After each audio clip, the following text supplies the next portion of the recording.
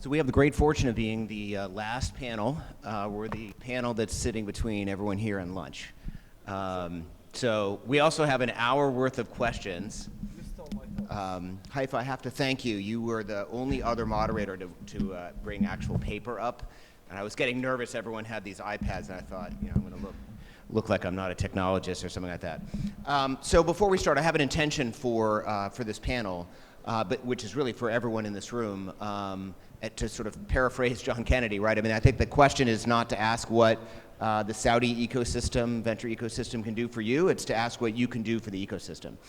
So we're going to talk a lot about, as much as you can in 20 minutes, about what really everyone in this room can do to help boost up the Saudi ecosystem.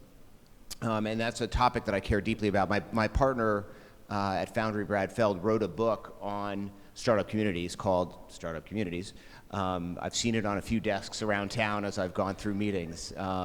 And I think that some of the themes from this conversation will come from that.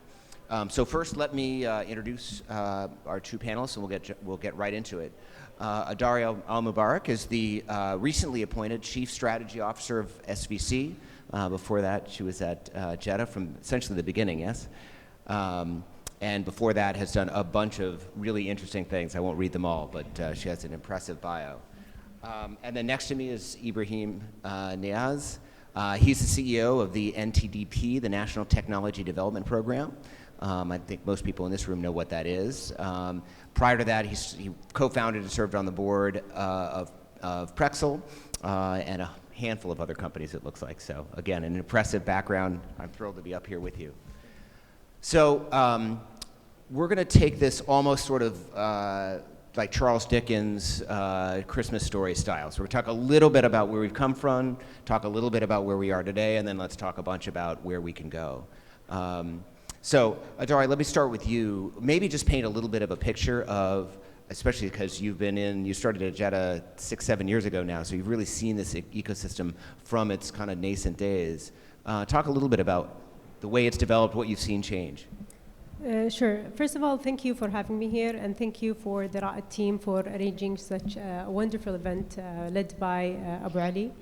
I would say the journey of this ecosystem have been one of a remarkable growth and evolution. Historically, it was acknowledged that startup and SMEs are important contributors to diversifying the economy. However, framed policies and targeted initiatives were introduced on a very limited scale, along with a lot of elements that lacked in the ecosystem. On top of that, a wide, significant funding gap.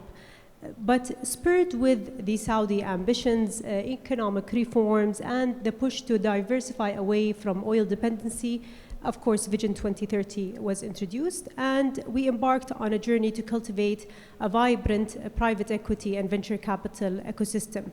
One of the key goals when it comes to enabling startups and SMEs in Vision 2030 is to increase their contribution to the local GDP from 20% to 35%. And since we had that goal, we saw a lot of governmental entities reforming their regulations, introducing new policies. For example, we had CMA, the Capital Market Authority, introducing a lot of updates on some regulation in favor for venture capital and private equity funds. We saw Ministry of Commerce updating their companies law in favor for a lot of startups and SMEs. SAMA when it comes to the banking sector, and I would say in specific the fintech sector, where we saw Hisham Al-Falih today gave an overview about the growth of the fintech sector. I would call out initiatives such as the establishment of the secondary market Numu, which targeted small and medium enterprise companies. This was highlighted intensively in the first session today. In 2018, the capital, SVC, the Saudi venture company, was established with a $2 billion in AUM, focused on investing in venture capital, private equity, and private debt as well. So collectively, these initiatives aimed to regulate and develop the ecosystem and contributed greatly to the success that we're seeing today. Beginning of this year, we celebrated another year of progress in the ongoing development of the venture capital and private equity ecosystem, where Saudi Arabia became the most funded geography in the MENA region in terms of venture capital funding. So we have surpassed the $1 billion in deployment in venture capital. This number came up from only 60 million in deployment in 2018. And of course, all these achievements are the foundation of what we're about to build, hopefully in the future. It's really remarkable. Thank you for perfectly teeing up my next question, too. Ibrahim, this is for you. So I think there's this view in the United States that like government should just stay out of the way, which is funny because the government actually funded Silicon Valley. Basically, the very first venture-backed company is Fairchild Semiconductor, and it was essentially funded by DARPA research grants. So that history in the US aside, now we're much more skeptical of government intervention. Obviously, government has played a much more significant role currently in the Saudi ecosystem. What is the role of government in terms of not just funding venture funds, but also thinking about ecosystem development? And how do you maybe see that changing over time? Okay, good afternoon, everyone. And I think we agreed on a strategy before we entered this session 2 hours ago, that you start with the hardest questions. But since we are blocking people from lunch, please, let's change the strategy. So great. I'm Ibrahim Niaz. I'm the CEO of the National Technology Development Program, NTDP, and it's easier in English. I've been in this role for 2 years, and I'm confusing people when I say it in Arabic right now. So let's stick to the English.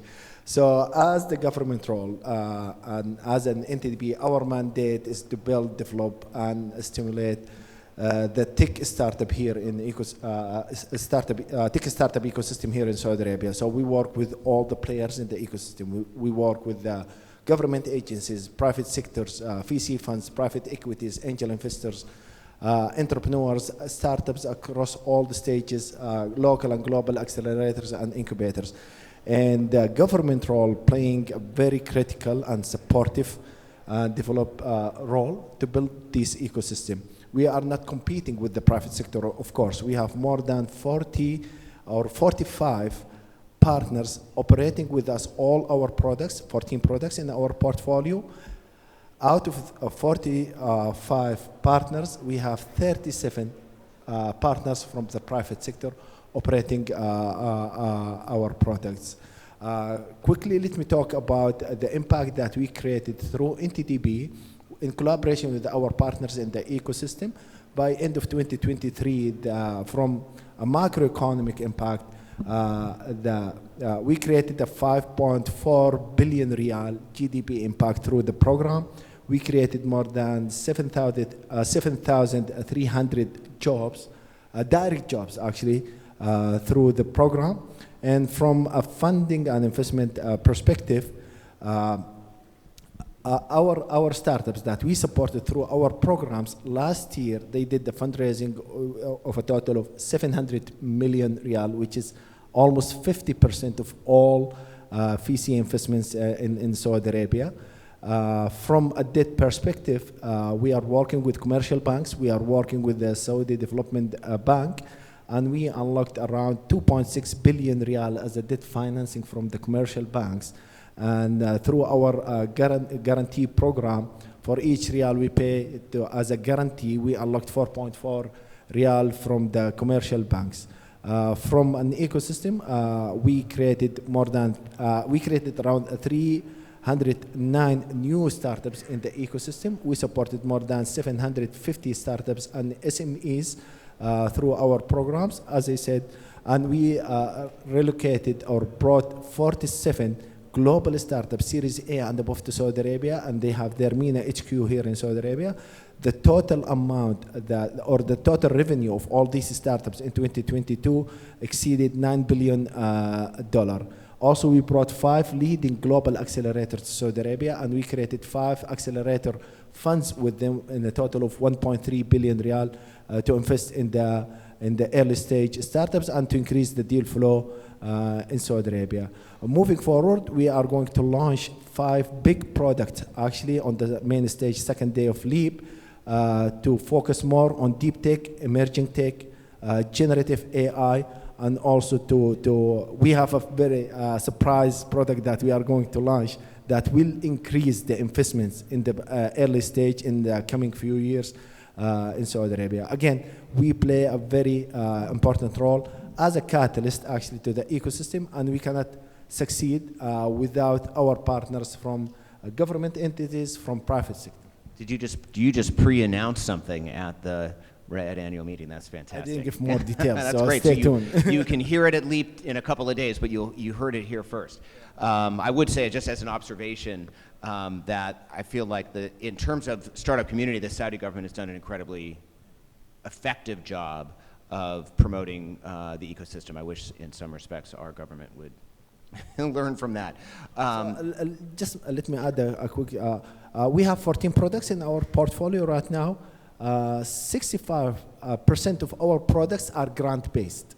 So we don't do investments. We provide grants to the entrepreneurs, startups, accelerators, and etc. And the rest of our products, either venture debt or direct and indirect loan, or we provide a guarantee program as well. Yeah, amazing. Athary, let's talk a little bit about some of the enablers of the tech community here.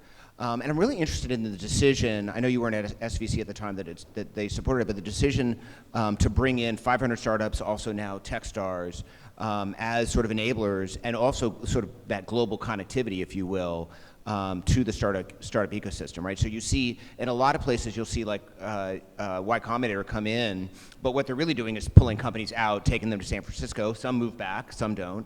But what you guys have decided to do here is partner with groups like 500 Global, like Techstars, to run programs on the ground. I'm just curious your thoughts about sort of why that happened and the effect of it. Sure. So as Ibrahim mentioned, the governmental, well-crafted governmental initiatives are key in driving the ecosystem and introducing the success that we're seeing today. And here I'll be more specific and talk specifically about the role of SVC over the past 5 years. So SVC serves as a catalyst to economic growth and diversification, directing capital into key sectors and stages outlined in the Vision 2030 vision.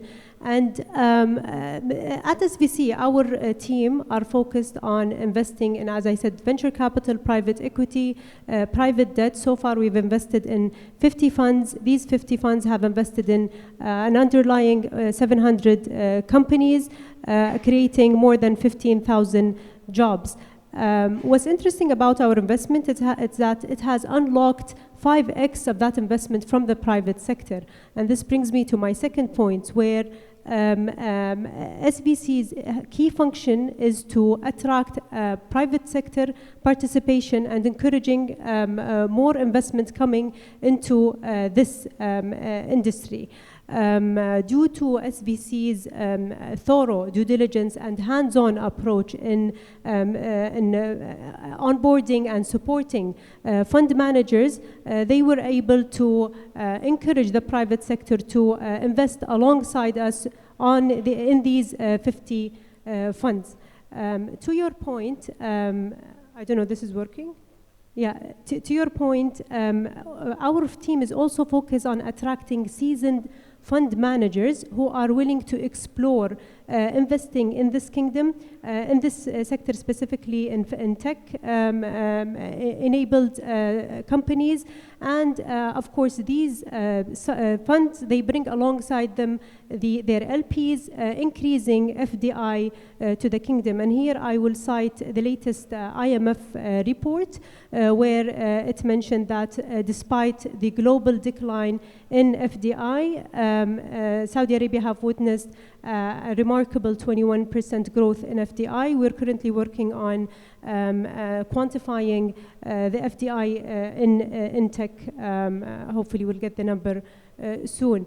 In addition to our investment activities, we are very active in terms of advocating for investor-friendly policies, working alongside the regulators such as the Capital Market Authority, the Ministry of Commerce, Ministry of Investment, to make Saudi Arabia more of an attractive investment environment, pulling in more international and local investors. Last but not least, I would also add our portfolio of developmental activities where we work on upskilling potential fund managers who are willing to open up their own funds here in Saudi Arabia, along with building communities and building and conducting a number of networking events throughout the year. So all these diverse set of initiatives has made SVC's effort instrumental in the growth that we're seeing today.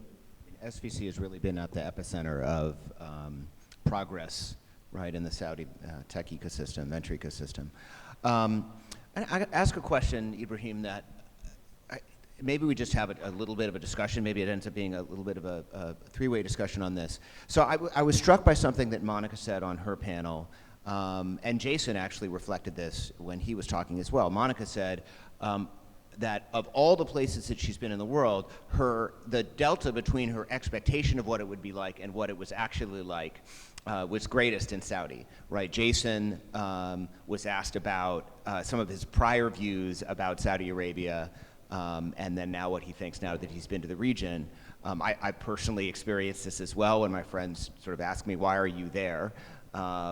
And they paint me a picture that is not the picture that I experience when I'm here. I'm curious sort of how to close that gap, right? I mean, all of us in this room are believers. We're all here. We were all experiencing, certainly people that have come for over a couple of years. Like, it's really palpable, the changes. How do we, I'll start with you, Ibrahim, but let's have a three-way conversation about this. Like, how do we fix that perception problem? Does that just go away naturally, you think? What are we to do? Yeah, you mean globally, right? I mean globally, yeah. Yeah. And not, by the way, not that we have to have outside capital, but we're a globally connected world, right? We ultimately benefit from having, being a part of that global community and having people coming in and out of the kingdom. How do we change that perception? And this is something I hope everyone in the room will think about, because I think so it's one perfect. of the key So this is a very good question. If you look at the last 5 to 6 years of Saudi Arabia, we launched the Vision 2030 under a great leader, Mohammed bin Salman, the Crown Prince, inspiring all citizens of Saudi Arabia, from older people to very young people. And we started, actually, if you look at the first 3 or 4 years, you cannot brag about your achievements and about how open the country is and what are the great investments opportunities in Saudi Arabia without fixing from inside. So if you look at the history in the last 5 to 6 years, we're starting focusing on building the basis, fixing some of the regulations and the policies that related either to investments or attracting like global talents, attracting global investors to Saudi Arabia. So we started from inside out. And if you look at the last 2 to 3 years, we started to go globally, attracting global talents, attracting global events actually to Saudi Arabia. This is part of the soft power. For example, having all these boxing fights in Saudi Arabia, having all FII, having all these great investments events in Saudi Arabia, having all these sports events. Part of that is to attract investors, to open the country, to attract the attraction to Saudi Arabia, and then we take the lead to bring more investments. I was in this ecosystem. I built my first startup actually in 2011. There is no, at that time, there was 0 VCs, 0 investors at that time. It was really a struggle. And over the years, I met Dr. Nabil in 2014 or 2013 when he was leading Makkah Valley at that time, or Al-Qura Valley. And we witnessed how the ecosystem is evolved from that time.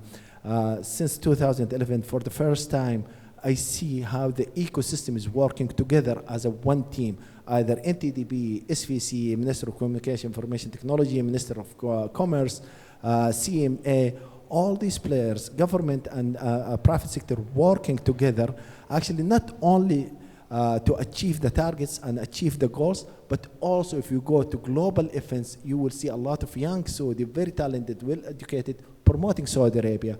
And I think this is how we started the movement, and we started to see actually a lot of global investors. They are coming to Saudi Arabia, looking forward to invest in Saudi Arabia, looking forward to invest in the startups. As I said, in 2023, a lot of global investors, they came to NTDB, and we had a lot of discussion in collaboration with SVC, and actually we started to see them deploying money, investing in Saudi Arabia, investing in the startups in Saudi Arabia. It's a process. It's a process. Yeah. And obviously, the more people that come, the more people who will know people that come here, and they'll be able to share their actual stories rather than sort of perceptions. Do you want to add anything to that? Because I think it's a pretty key question. I echo everything that Ibrahim said, actually, and we heard a lot of testimonies throughout the sessions today, having Saudi Arabia having the biggest delta between perception and reality. So, but it's sometimes, I mean, I know Saudi Arabia have done a lot of work when it comes to showcasing the social and economic transformation that we went through over the past few years. But sometimes it's normal that perception lags behind reality, and we would encourage more investors to come visit Saudi, smell Saudi, taste Saudi, to be more enticed to invest in Saudi. I know our team at SVC, we were successful in bringing some of those funds to invest in Saudi, and they brought along them their set of LPs as well. Yeah, let me tell a quick joke. For the last 3 months, every time I meet Abu Ali, Umar al-Majdoui, every time I meet him, the second day I fly to another country. So for the first time in 3 months, I meet Umar, and I'm not flying on the next day. Time to plan a quick trip. Yeah, so I've been flying in the last 3 months all over the world, actually, to showcase of Saudi Arabia, to meet a lot of investors, corporates, enterprises, and VCs from all over the world. And we started to see their ability and how they are so excited actually to know more about Saudi Arabia. And by the way, tomorrow LEAP will start. We have more than 100 tier 1 global CEOs are coming. More than 220,000 people registered to LEAP. 50 ministers from all over the world, they are coming today. And we have more than 2,500 VVIP guests are coming to LEAP. We have more than 180,000 companies and actually 180,000 VCs and investors. They will be in Hall 3 in the investor lounge and also in the investor stage.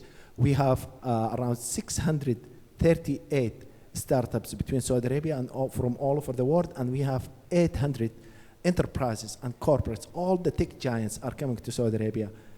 LEAP started 2 years ago, actually, in 2022. And at that time, we had around 50,000, 60,000 people attended the first version. Now, this year, we have more than 220,000 people registered.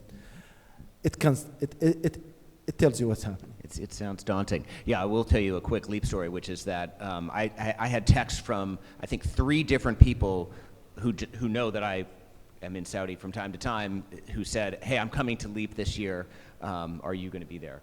Random people, like they have no other connection to Saudi. And I asked them, why are you coming? And they said, I've heard it's really interesting. I'm curious to explore it. So I think it's working. On that positive note, I know we're basically a little over, so please join me in thanking our panelists and thanking Raed for hosting us.